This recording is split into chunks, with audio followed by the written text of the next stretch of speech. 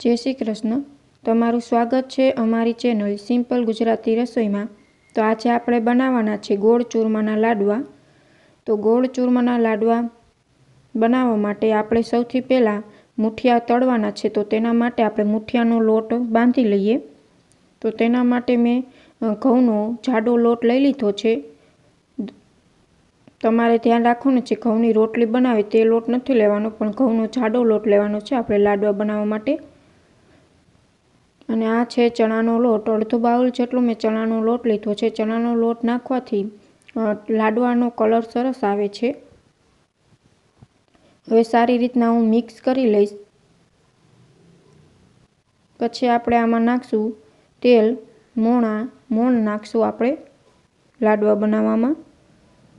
હું મોટી 3 ચમચી જેટલું હું આમાં મોણ એડ કરીશ। મોણ નાખવાથી તમારા મુઠિયા તળતી વખતે અંદરથી કાચા નથી રહેતા, સરસ રીતના તળાઈ જાય છે। હવે સારી રીતના હું મિક્સ કરી દઈશ। તમારે ધ્યાન રાખવાનું છે આ મુઠિયાનો લોટ તમારે બહુ ઢીલોય નહીં અને બહુ કઠણ નહીં, તેવી રીતના બાંધવાનો છે। જો લોટ ઢીલો રહી જશે તો તમારા મુઠિયા કાચા રહેશે અને અંદરથી અને તેલ પણ ચડી જશે। તો તમારે લોટ જેવો ભાખરીનો બાંધો તેવો જ તમારા મુઠિયાનો લોટ બાંધવાનો છે। અને મેં લઈ લીધું છે પાણી મુઠિયાનો લોટ બાંધવા માટે। પાણી તમારે થોડું ગરમ લેવાનું છે। ગરમ પાણીથી લોટ બાંધવાથી તમારા મુઠિયા સરસ રીતે તળાઈ જાય છે, કાચા નથી રહેતા। થોડું થોડું પાણી ઉમેરીને આપણે સરસ રીતના લોટ બાંધી લઈશું મુઠિયાનું। તો આપણે ભાખરી જેવો લોટ બાંધી તેવો જ મેં મુઠિયાનો લોટ બાંધીને તૈયાર કરી લીધો છે। હવે આપણે મુઠિયા બનાવી લઈએ। મુઠિયા બહુ જાડાય નહીં પાતળાય નહીં એવા બનાવવાના છે। જો મુઠિયા બહુ જાડા હશે તો કાચા રહી જશે। તમે મુઠિયાની જગ્યાએ તમે ભાખરી વણીને પણ તળી શકો છો, પણ અત્યારે હું મુઠિયા બનાવીને જ લાડવા બનાવું છું। બધા આ લોટના હવે બધા જ આવી રીતના હું મુઠિયા તૈયાર કરી લઈશ।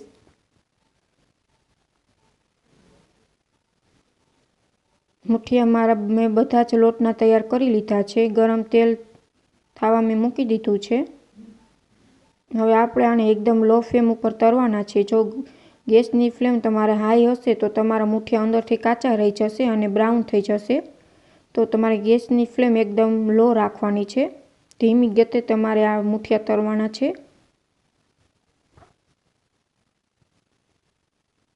હવે હું મુઠિયા ઉમેરીને હવે આને હું તળી લઈશ।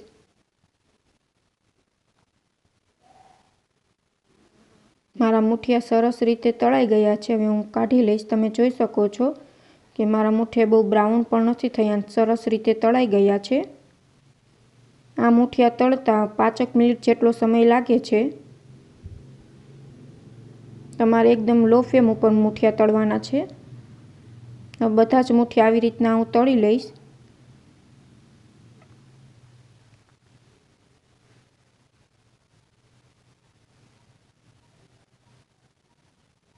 મારા મુઠિયા મેં બધા જ તળીને તૈયાર કરી લીધા છે।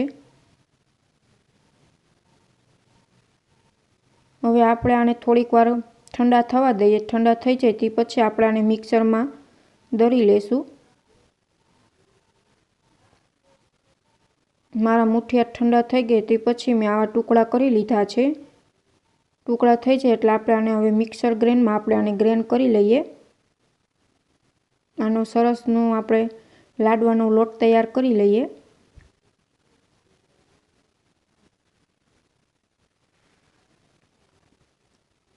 હવે આપણે આને આંખમાં લઈને આને ચારી લઈએ એટલે આપણું સરસ ઝીણો લોટ હોય તે નીકળી જાય, જાડો છે તે પાછો ધરાઈ જાય।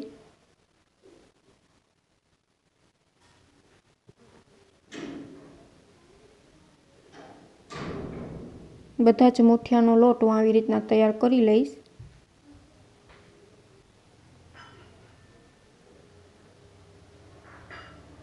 મારો લોટ તૈયાર છે। હવે હું પાયો લેવા હું એક બાઉલ જેટલો મેં ગોળ લીધો છે।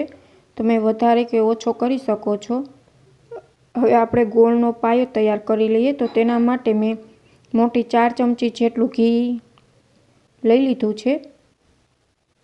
આપણું ઘી થોડું ગરમ થાય એટલે તેમાં આપણે ગોળ લીધેલ છે તે ઉમેરી દઈએ અને આપણે ગોળનો સરસ રીતને પાયો લઈ લઈએ।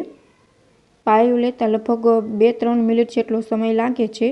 પાયો તમારે બહુ આકરો નથી લેવાનો, નકર તમારા લાડવા સોફ્ટ નહીં થાય। ગેસની ફ્લેમ એકદમ લો રાખવાની છે। ધીમે ધીમે આપણે પાયો લેશું।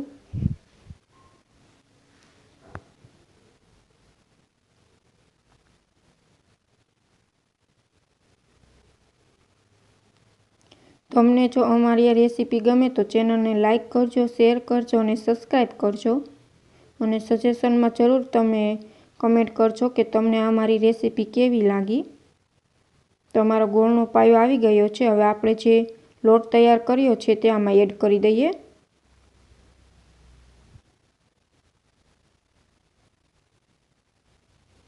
અને સારી રીતના મિક્સ કરી લઈએ।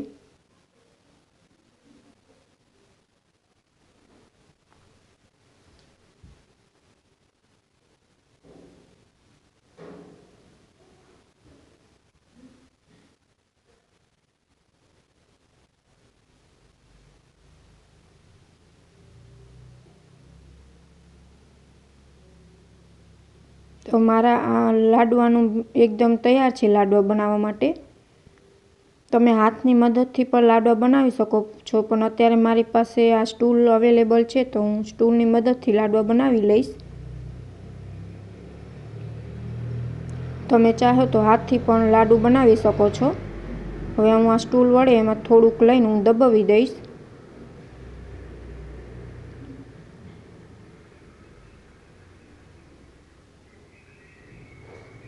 તમે જોઈ શકો છો મારું લાડુ બનીને તૈયાર છે એકદમ સરસ રીતના। બધા જ લાડુ હવે આવી રીતના બનાવી લઈએ।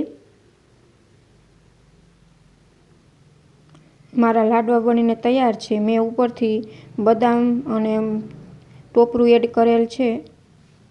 તમે જોઈ શકો છો લાડવા બનીને તૈયાર છે। અમારી આ રેસીપી તમને ગમી હોય તો thank you for my watching video.